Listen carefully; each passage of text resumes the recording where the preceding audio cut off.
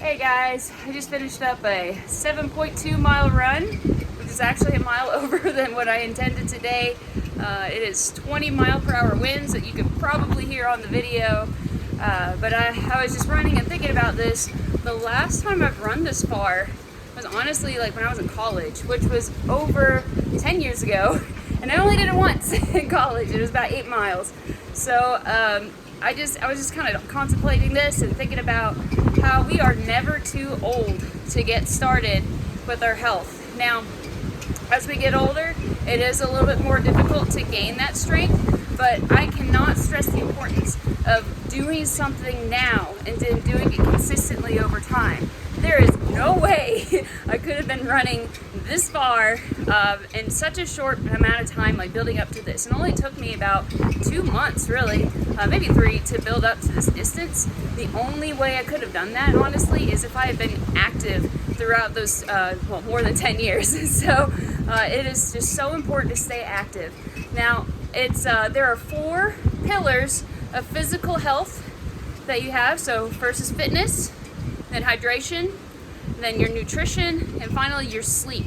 So those are 4 solid pillars you can work on. You don't have to do all 4 at once, but just pick one and get at it. Now, with any pillar, there has to be a foundation for them to be stable.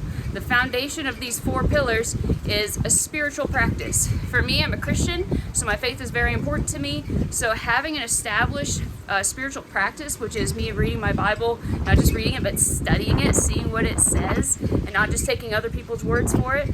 And also praying, relying on God for things, staying humble, of course, acting these things out that I'm reading and learning about.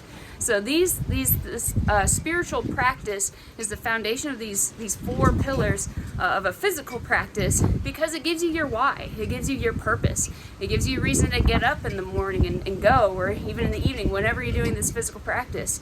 So just work on those 5 things. If anything, if you don't have a spiritual practice, and that's a good place to start. So you have that foundation, you gain that why, you gain that purpose, and then just pick one.